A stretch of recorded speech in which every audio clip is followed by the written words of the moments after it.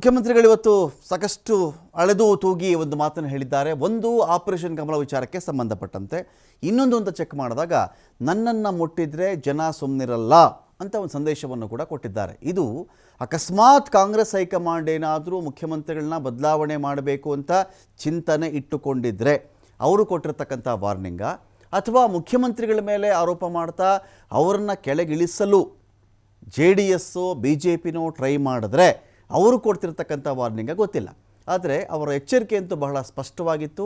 Operation ಕಮಲ ಅನ್ನೋ ವಿಚಾರವನ್ನು ಇಟ್ಕೊಂಡೇ ಸ್ಫೋಟಕ ಆರೋಪವನ್ನು ಮಾಡಿದ್ದಾರೆ. ನೋಡಿ, ಸರ್ಕಾರವನ್ನು ಕಿತ್ತಾಕಬೇಕು ಅಂತಲೇ 50 ಕೋಟಿ ಆಫರನ್ನು ಮಾಡ್ತಾಯಿದ್ರು ಒಬ್ಬೊಬ್ಬ ಶಾಸಕರಿಗೆ. 50 ಶಾಸಕರಿಗೆ ತಲಾ 50 ಕೋಟಿ ರೂಪಾಯಿ ಆಫರ್.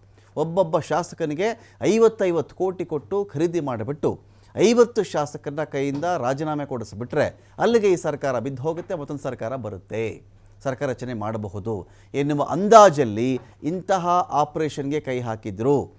ಭ್ರಷ್ಟಾಚಾರವೇ ಮಾಡಿಲ್ಲ ಅಂತ ಇವರೆಲ್ಲ ಹೇಳ್ತಾರಲ್ಲ, ಎಲ್ಲಿಂದ ಬಂತಪ್ಪ ದುಡ್ಡು? ಒಬ್ಬೊಬ್ಬರಿಗೆ 50 ಕೋಟಿ ಅಂತ ಹೇಳಿದ್ರೆ 50 ಜನಕ್ಕೆ ಎಲ್ಲಿಂದ ಬಂತು ದುಡ್ಡಿದು? ಹೇಳಬೇಕಲ್ವ ಇದನ್ನು? ಯಾರು ಕೊಡ್ತಾರೆ ಇಷ್ಟು ದುಡ್ಡನ್ನು? ಸಿದ್ದರಾಮಯ್ಯ ಅವರು ಕೇಳ್ತಾ ಇದ್ದಾರೆ. ನಮ್ಮ MLAಗಳಂತೂ ಯಾವ ಆಫರ್ಗೂ ಒಪ್ಕೊಳ್ಳಿಲ್ಲ ಅಂತ ತಿರುಮಕೂಡಲು ನರಸೀಪುರದಲ್ಲಿ CM ಗಂಭೀರ ಆರೋಪವನ್ನು ಮಾಡಿದ್ದಾರೆ. ಅಕಸ್ಮಾತ್ ನನ್ನನ್ನೇನಾದರೂ ಮುಟ್ಟಿಬಿಟ್ರೆ ಇದು ಹೈಕಮಾಂಡ್ಗೆ ಕೊಟ್ಟ ಮೆಸೇಜಾ ಇಲ್ಲ BJP JDSಗೆ ಕೊಟ್ಟ ಮೆಸೇಜಾ ಗೊತ್ತಿಲ್ಲ. ಇದನ್ನು ದಾಟ್ಕೊಂಡು ನನ್ನನ್ನು ಇಳಿಸ್ಬಿಡ್ತೀನಿ, ನನ್ನನ್ನು ಹಾಳು ಮಾಡ್ತೀನಿ, ರಾಜೀನಾಮೆ ಕೊಡಿಸ್ಬಿಡ್ತೀನಿ, ಸರ್ಕಾರ ಬೀಳಿಸ್ಬಿಡ್ತೀನಿ, ಈ ಥರದ್ದೇನಾದರೂ ಮನಸ್ಸಲ್ಲಿ ಇಟ್ಕೊಂಡು ನನ್ನ ಟಚ್ ಮಾಡಿಬಿಟ್ರೆ ಕರ್ನಾಟಕದ ಜನವೇ ಸುಮ್ಮನೆ ಬಿಡಲ್ಲ ನಿಮ್ಮನ್ನು ಅಂತ ತವರು ಜಿಲ್ಲೆಯಲ್ಲಿ CM ಸಿದ್ದರಾಮಯ್ಯ ಅವರು ಎಚ್ಚರಿಕೆಯನ್ನು ಕೊಟ್ಟಿದ್ದಾರೆ. ಸಮಾಜದಲ್ಲಿ ಅಶಾಂತಿಯನ್ನು ಸೃಷ್ಟಿ ಮಾಡುವುದೇ BJP ಕೆಲಸ.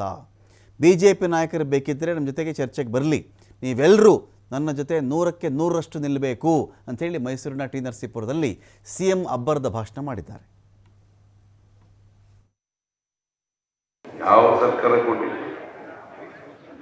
ಅದಕ್ಕೆ ಹೊಟ್ಟೆವರಿಗೆ ಸಿದ್ದರಾಮಯ್ಯ ಎಲ್ಲ ಬಡವರಿಗೆ ಎಲ್ಲ ಕೊಟ್ಬಿಡ್ತಾ ಇದ್ದಾರೆ, ಹೆಂಗಾರ ತಗಲಾಕ್ಬಿಡ್ಬೇಕು ಅಂತೇಳಿ ಪ್ರಯತ್ನ ಮಾಡ್ತಾರೆ. ನಾನು ಹೇಳಿದೆ, ನಮ್ಮ ಕರ್ನಾಟಕದ ಜನ ನನ್ನನ್ನು ಮುಟ್ಟಿದ್ರೆ ಸುಮ್ಮನೆ ಬಿಡಲ್ಲ ಅಂತ ಹೇಳಿದ್ದೀನಿ.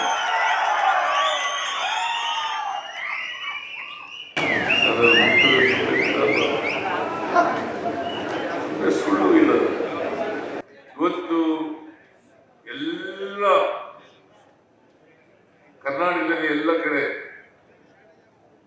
ಬಡವರಿಗೆ, ರೈತರಿಗೆ, ಮಹಿಳೆಯರಿಗೆ, ಕಾರ್ಮಿಕರಿಗೆ, ಪರಿಶಿಷ್ಟ ಜಾತಿ, ಹಿಂದುಳಿದವರಿಗೆ, ಅಲ್ಪಸಂಖ್ಯಾತರಿಗೆ, ಎಲ್ಲ ವರ್ಗದ ಜನರಿಗೆ ನ್ಯಾಯ ಕೊಡಬೇಕಂತ ಕೆಲಸ ಮಾಡಬೇಕು.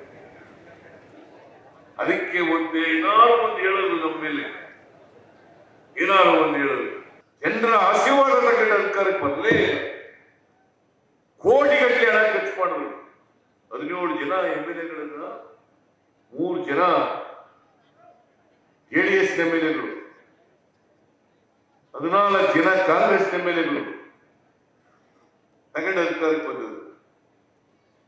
ಒಬ್ಬೊಬ್ಬ MLAಗೆ 25-30 ಕೋಟಿ ರೂಪಾಯಿ ಕೊಟ್ಟು ಎಲ್ಲಿಂದ ಬಂತು? ಭ್ರಷ್ಟಾಚಾರದ ಹಣ ಅಲ್ಲ. ಈ ಸಾರಿ